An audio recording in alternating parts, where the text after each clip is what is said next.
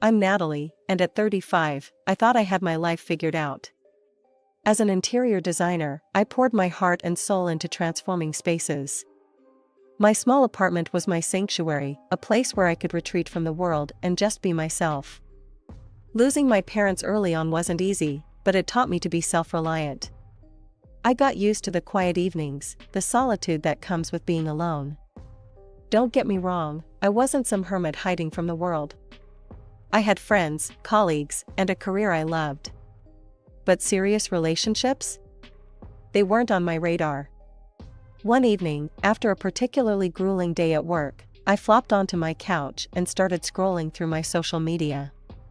It was a mindless habit, one that helped me unwind. That's when I saw the message. "Hey there, Natalie. Your designs are incredible. Have you ever thought about doing commercial spaces?" I paused, my thumb hovering over the screen. The profile picture showed a handsome guy with a warm smile. Jake Thompson, 38, business owner. I hesitated for a moment before replying. "Thanks, Jake. I've done a few commercial projects, but I mostly focus on residential spaces. Why do you ask?" And just like that, we started chatting. At first, it was all business. He owned a small transportation company and was thinking about revamping his office.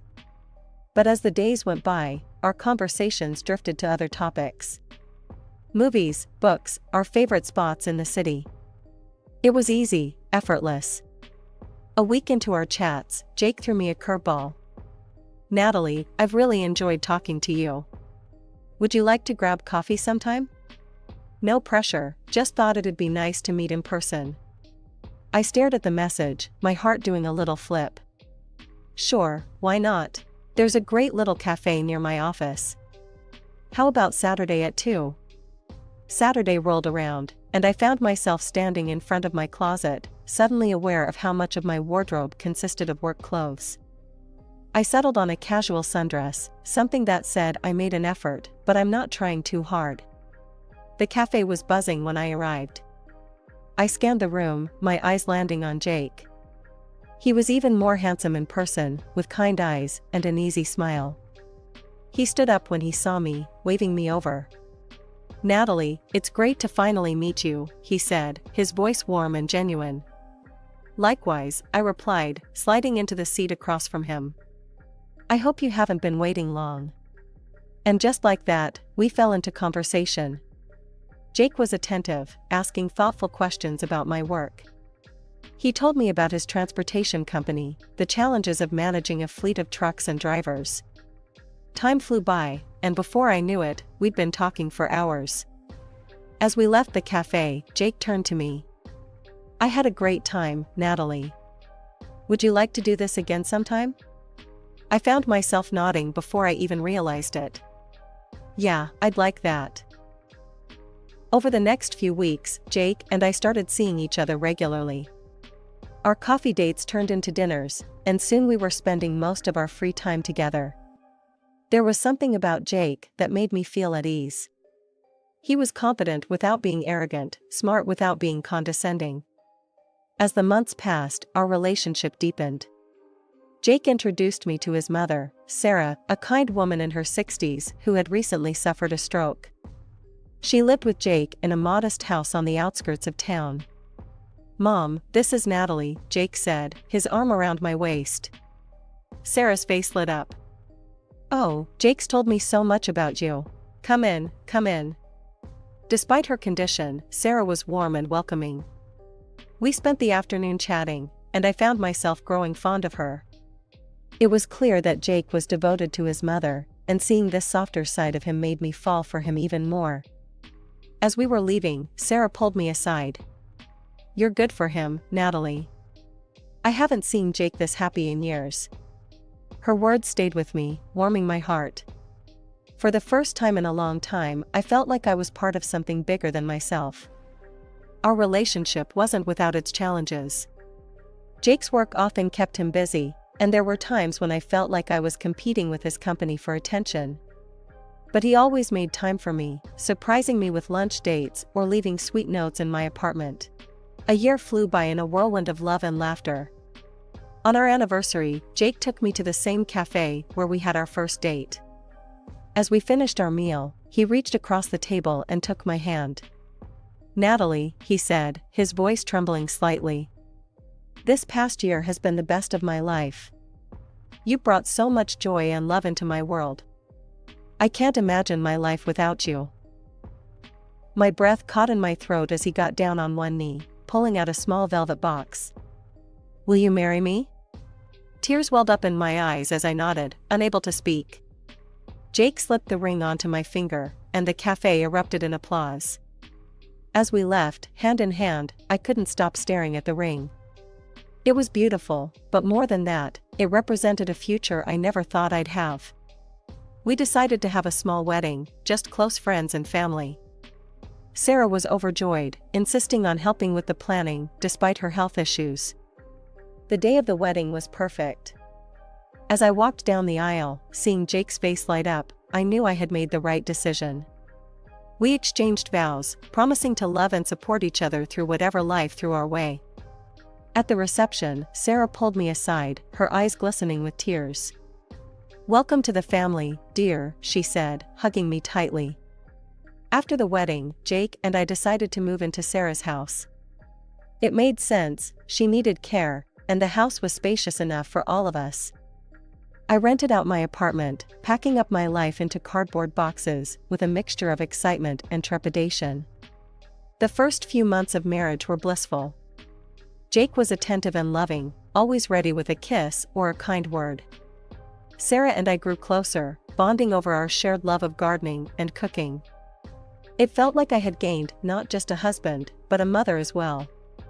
Determined to help Sarah recover from her stroke, I hired a massage therapist and a therapeutic gymnastics coach. The improvements were slow, but steady. Within a few months, Sarah was walking normally, even starting to putter around in the garden and cook meals. As for Jake and me, we were in no rush to have children.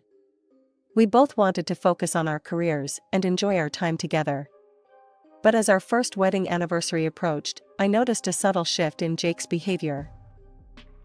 He started staying late at work more often, citing issues with drivers or last-minute client requests.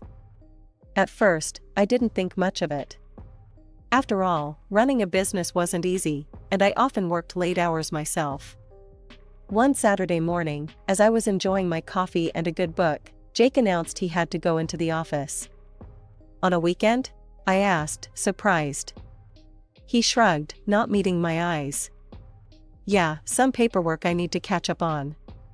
Don't wait up for me, okay?" As he left, I felt a twinge of unease. But I pushed it aside, focusing instead on my plans for the day.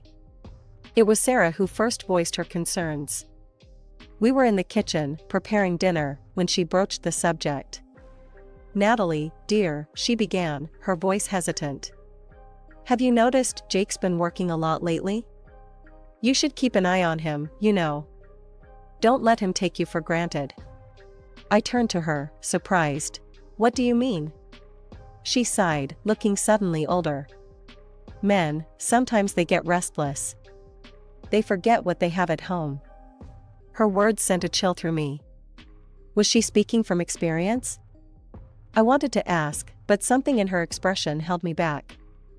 That night, as I lay in bed waiting for Jake to come home, Sarah's words echoed in my mind. For the first time, I allowed myself to consider the possibility that something might be wrong.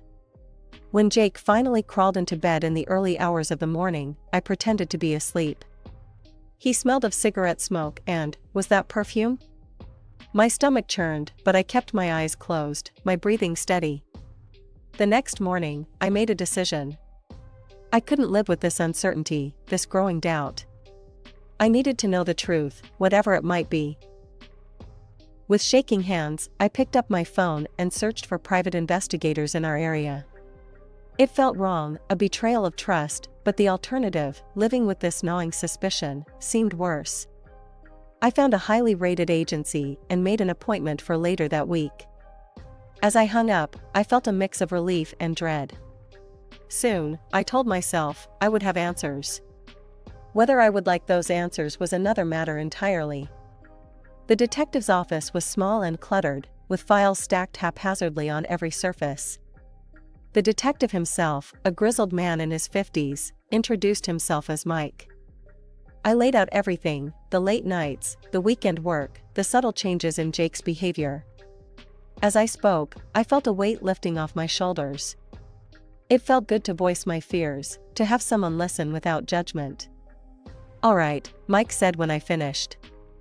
"Here's what we'll do. We'll track his movements for a few weeks, see if we can establish a pattern. If he's up to something, we'll find out." 3 weeks later, my phone rang. It was Mike. "Mrs. Thompson, I think you should come to my office. I have some information for you." The drive to his office was a blur. My hand shook as I parked, and I had to take a moment to compose myself before going in. Mike was waiting for me, a thick file on his desk. His expression was grim. "I'm sorry, Mrs. Thompson," he began, and my heart sank. "But your suspicions were correct. Your husband has been unfaithful." He pushed the file towards me. With trembling hands, I opened it. Inside were photos, text messages, hotel receipts. Evidence of not one affair, but several. Jake had been seeing multiple women, juggling them with what appeared to be a carefully planned schedule. "He's been meeting them at various hotels," Mike explained gently. "Always on different days of the week. It seems he's been doing this for quite some time." I stared at the photos, unable to process what I was seeing. There was Jake, my Jake, with his arm around a blonde woman I'd never seen before. Another showed him kissing a redhead outside a restaurant. My stomach churned. I left Mike's office in a daze, the file clutched to my chest. As I drove home, tears blurred my vision. How could Jake do this to me? To us? What about our vows, our promises? When I pulled into our driveway, I saw that Jake's car wasn't there. Of course not. It was Thursday, according to Mike's report. That was his night with the blonde. Sarah was in the living room when I came in. One look at my face, and she knew. "Oh, Natalie," she said softly. "What happened?" I couldn't hold it in anymore. I collapsed onto the couch next to her and told her everything, my suspicions, hiring the detective, what I'd learned. Sarah reached out, gently taking the file from my hands and setting it aside. Her eyes, filled with a mixture of concern and determination, met mine. "You need to rest, dear. You can't make any decisions in this state. A clear mind is what you need now." I nodded numbly, allowing her to guide me to my feet and towards the stairs. As I climbed each step, I felt as though I was moving through molasses, my body heavy with the burden of my newfound knowledge. "We'll talk more tomorrow," Sarah promised as she saw me to my room. "Try to get some sleep." Sleep, however, proved elusive. I tossed and turned all night, my mind replaying every moment of my marriage, searching for clues I might have missed. When dawn finally broke, I gave up on rest and got ready for work. Work was a blur. I moved through the day on autopilot, my colleagues' concerned glances bouncing off the protective shell I'd built around myself. As the office emptied out for the evening, I remained at my desk, unable to face the thought of going home. It was dark by the time I finally left, the streets quiet as I made my way back to the house. As I turned onto our street, a strange sight greeted me. The garage door was wide open, and I could hear the rumble of an engine. Suddenly, Sarah came tearing out of the garage in Jake's pickup truck, the tires screeching as she swerved onto the street. My heart leapt into my throat as she barreled towards me, but at the last moment, she slammed on the brakes. "Natalie," she shouted, her voice sharp with urgency. "Get in the car. Now." Bewildered and alarmed by the wild look in her eyes, I obeyed without question, scrambling into the passenger seat. No sooner had I closed the door than Sarah floored the accelerator, the truck lurching forward with a roar. In the rearview mirror, I saw Jake burst out of the house, his face contorted with rage. He ran after us, shouting and cursing, but Sarah didn't slow down. We tore down the street, leaving him behind. I turned to Sarah, my heart pounding. "What's going on?" I demanded, but the words died in my throat when I saw her expression. She looked terrified, her knuckles white as she gripped the steering wheel. We drove in tense silence for what felt like hours, but was probably only about 30 minutes. I didn't dare speak, afraid of breaking Sarah's concentration as she navigated the darkening roads. Finally, Sarah pulled into the parking lot of a roadside diner. She scanned the area carefully before killing the engine, her body still tense. "Come on," she said, her voice low and urgent. "We need to talk." Inside the diner, we slid into a booth in the far corner. Sarah ordered coffee for both of us, her eyes constantly darting to the door. When the waitress left, Sarah leaned across the table, speaking in a hushed, frantic whisper. "Natalie, listen to me carefully. We're in danger. An hour ago, I overheard Jake on the phone. He was talking about getting rid of us, Natalie. Both of us." I stared at her in shock, my mind reeling from her words. The idea that Jake could be planning to get rid of us seemed too outlandish to be true. Sarah must have sensed my disbelief, because her expression shifted from fear to determination. "You don't believe me," she said, not as a question, but a statement. Without waiting for my response, she reached into her purse and pulled out Jake's phone. "I found this in his car when I was leaving. Look for yourself." Together, Sarah and I huddled over the small screen, scrolling through Jake's messages. My heart sank as we came across a conversation with someone labeled NH Director. As we read, the truth of Sarah's words became clearer. Jake wasn't planning to kill us, but his intentions were far from innocent. He was in talks with the director of a state nursing home, discussing ways to have Sarah declared incapacitated and admitted against her will. "Oh my God," I whispered, quickly searching for reviews of the nursing home. What I found made my blood run cold. Neglect, abuse, unsanitary conditions, the stories were nightmarish. I looked up at Sarah, who seemed relieved. But as I read her some of the worst accounts, Sarah's relief turned to anger. "That's not living," she spat. "It's a slow death. It might as well be murder." But Jake's betrayal didn't end there. As we continued to scroll, we found messages to multiple women, his mistresses. The sheer number was staggering, but what hurt the most were his words about me. "Once Mom's out of the way, I'll leave Natalie," one message read. "I'm tired of playing house. I want my freedom." I felt sick, but forced myself to keep reading, copying the messages to my email as evidence. Sarah and I sat in disgusted silence, the weight of Jake's betrayal hanging heavy between us. Finally, Sarah spoke, her voice thick with emotion. "I should have seen this coming," she said. "Jake's father, he cheated on me too. 4 years. He even had another family, 2 kids I didn't know about until it was too late." My jaw dropped. "Sarah, I had no idea." She nodded sadly. I turned a blind eye to it all. I loved him, and I was afraid he'd leave us if I confronted him. I thought, I hoped Jake would be different. That seeing his father's mistakes would make him a better man. Sarah's eyes filled with tears. "But he's been this way since he was young. Always charming, always with a new girl on his arm. I lost count of how many hearts he broke. When he married you, Natalie, I thought he'd finally grown up. I was so happy." I took a deep breath. "I'm going to divorce him. I can't stay with someone who would do this to us." Sarah nodded, understanding in her eyes. Then, to my surprise, she began to cry softly. "Please," she whispered, "don't leave me. I can't face this alone." Without hesitation, I moved to her side of the booth, wrapping my arms around her. "I'm not going anywhere, Sarah. We're family, and we'll get through this together. I promise." As Sarah and I sat in the diner booth, emotionally drained from our discoveries, I felt a weight pressing on my chest.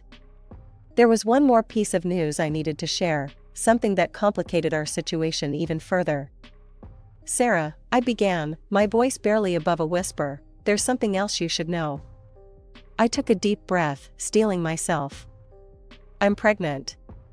I found out just this morning at work." I don't know what to do. Sarah's expression hardened, a fierce determination replacing her initial shock. I'll tell you what we're going to do, she said, her voice strong and resolute. We're going to fight back. Jake doesn't get to destroy our lives and walk away unscathed. It's time we took control. We paid for our coffee and headed back to the truck.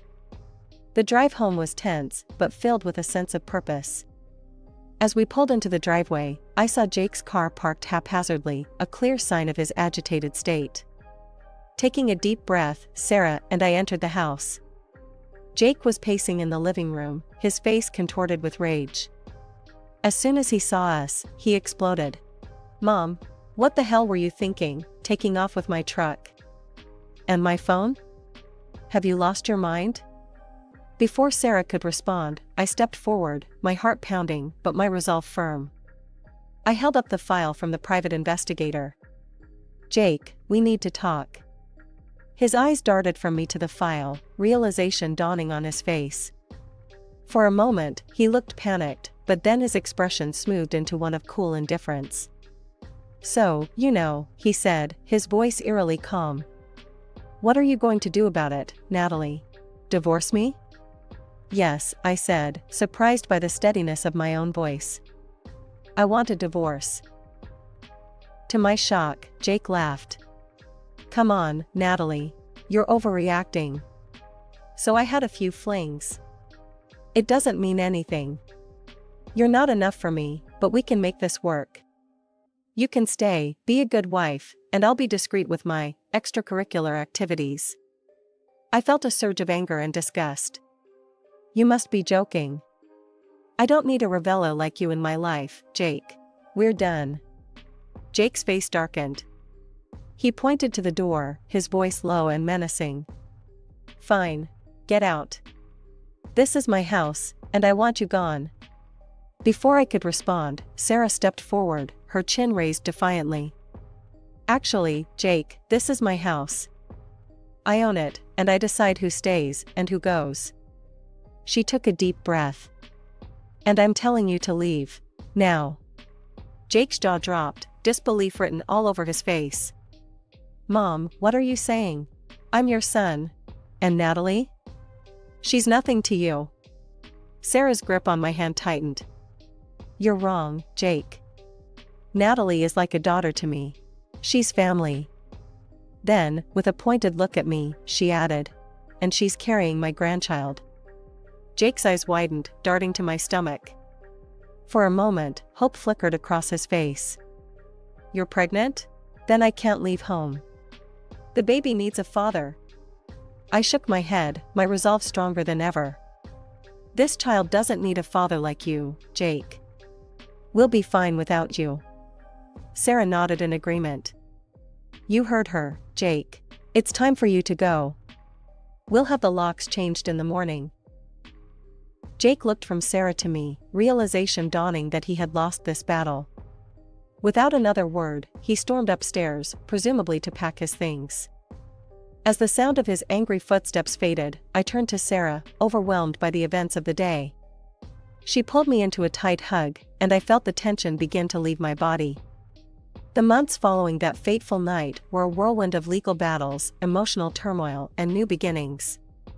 The divorce proceedings were messy, as expected, but with the mountain of evidence we had gathered, Jake didn't stand a chance.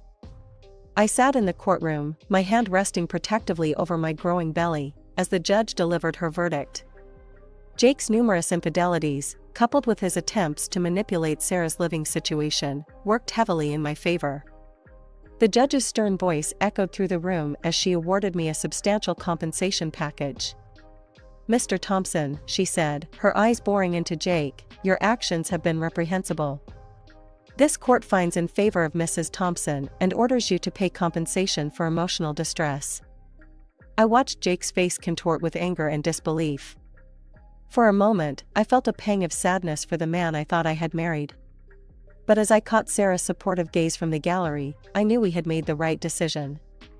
After the court proceedings, Sarah and I sat in her kitchen, our kitchen now, sipping tea and processing the day's events.